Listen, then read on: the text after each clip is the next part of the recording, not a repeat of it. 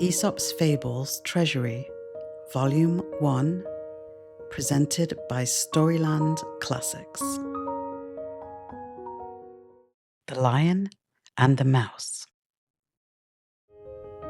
A lion lay asleep in the forest, his great head resting on his paws. A timid little mouse came upon him unexpectedly, and in her fright and haste to get away, ran across the lion's nose. Roused from his nap, the lion laid his huge paw angrily on the tiny creature to kill her. "Spare me," begged the poor mouse. "Please let me go, and someday I will surely repay you." The lion was much amused to think that a mouse could ever help him. But he was generous and finally let the mouse go. Some days later, while stalking his prey in the forest, the lion was caught in the toils of a hunter's net. Unable to free himself, he filled the forest with his angry roaring. The mouse knew the voice and quickly found the lion struggling in the net.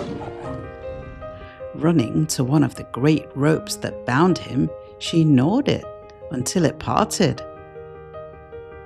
And soon the lion was free. "You laughed when I said I would repay you," said the mouse. "Now you see that even a mouse can help a lion." Moral of the story: a kindness is never wasted. The North Wind and the Sun. The North Wind and the Sun had a quarrel about which of them was the stronger. While they were disputing with much heat and bluster, a traveller passed along the road, wrapped in a cloak. "Let us agree," said the Sun, "that he is the stronger who can strip that traveller of his cloak." "Very well," growled the North Wind, and at once sent a cold, howling blast against the traveller. With the first gust of wind, the ends of the cloak whipped around the traveller's body, but he immediately wrapped it closely around him, and the harder the wind blew, the tighter he held it to him. The North Wind tore angrily at the coat, but all his efforts were in vain. Then the sun began to shine. At first, his beams were gentle, and in the pleasant warmth, after the bitter cold of the north wind, the traveller unfastened his cloak and let it hang loosely from his shoulders. The sun's rays grew warmer and warmer. The man took off his cap and mopped his brow. At last, he became so heated that he pulled off his cloak and, to escape the blazing sunshine, threw himself down in the welcome shade of a tree by the roadside. Moral of the story: gentleness and kind persuasion win where force and bluster fail. The Crow and the Pitcher. In a spell of dry weather, when the birds could find very little to drink, a thirsty crow found a pitcher with a little water in it. But the pitcher was high and had a narrow neck, and no matter how hard he tried, the crow could not reach the water. The poor thing felt as if he must die of thirst. Then an idea came to him. Picking up some pebbles, he dropped them into the pitcher, one by one. With each pebble, the water rose a little higher, until at last it was near enough so he could drink. Moral of the story: in a pinch, a good use of our wits may help us out. The Ant and the Dove, Aesop. A dove saw an ant fall into a brook. The ant struggled in vain to reach the bank, and in pity, the dove dropped a blade of straw close beside it. Clinging to the straw like a shipwrecked sailor to a broken spar, the ant floated safely to shore. Soon after, the ant saw a man getting ready to kill the dove with a stone. But just as he cast the stone, the ant stung him in the heel, so that the pain made him miss his aim. And the startled dove flew to safety in a distant wood. Moral of the story: a kindness is never wasted. The Shepherd Boy and the Wolf, also known as the boy who cried wolf. A shepherd boy tended his master's sheep near a dark forest not far from the village. Soon he found life in the pasture very dull. All he could do to amuse himself was to talk to his dog or play on his shepherd's pipe.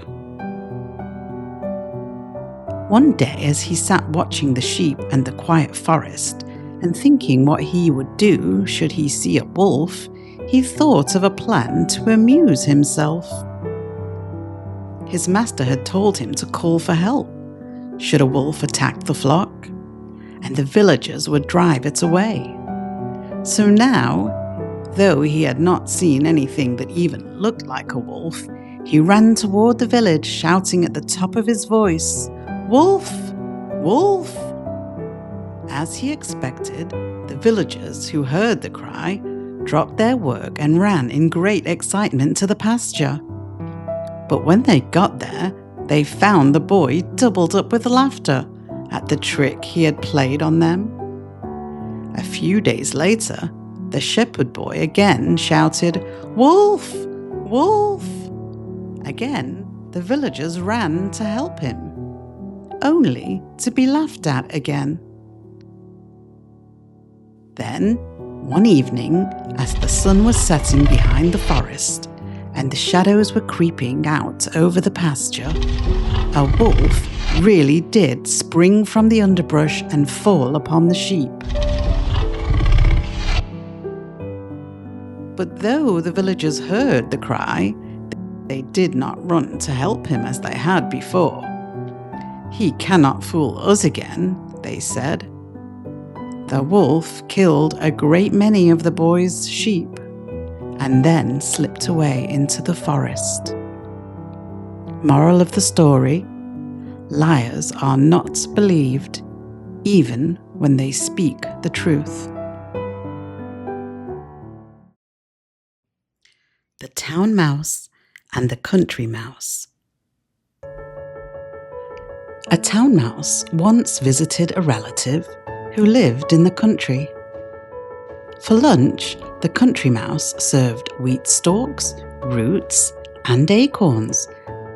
The town mouse ate very sparingly, nibbling a little of this and a little of that, and by her manner, making it very plain that she ate the simple food only to be polite.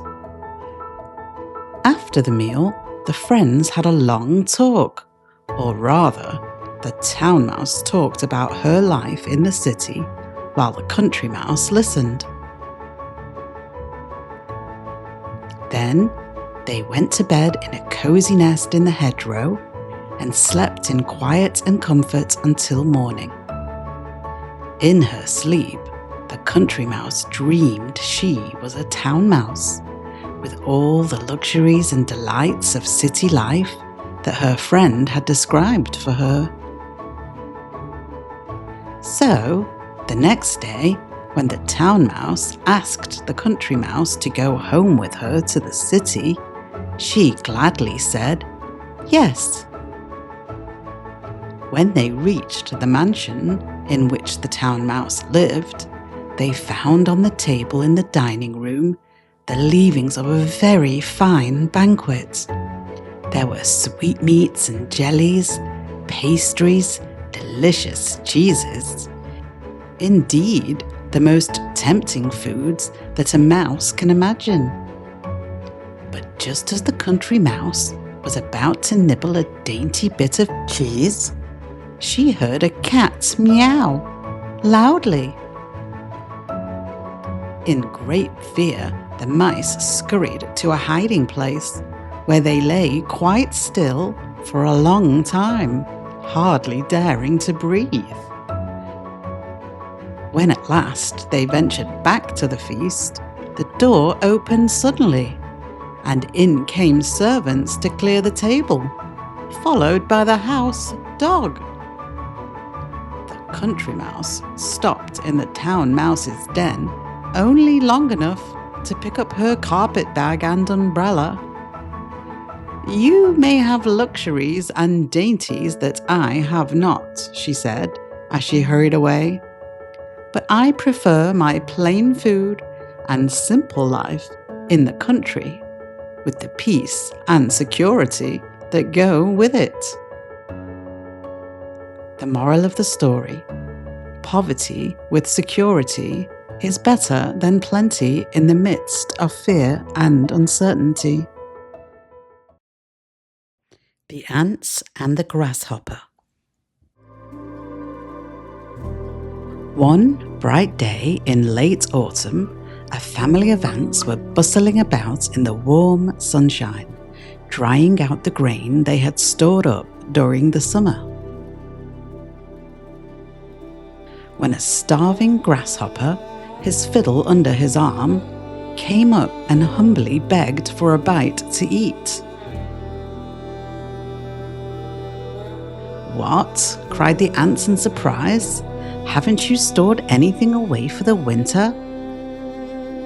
What in the world were you doing all last summer?" "I didn't have time to store up any food," whined the grasshopper. "I was so busy making music that before I knew it, the summer was gone." The ants shrugged their shoulders in disgust. "Making music, were you?" they cried. "Very well. Now, dance." And they turned their backs on the grasshopper and went on with their work. Moral of the story: there's a time for work and a time for play.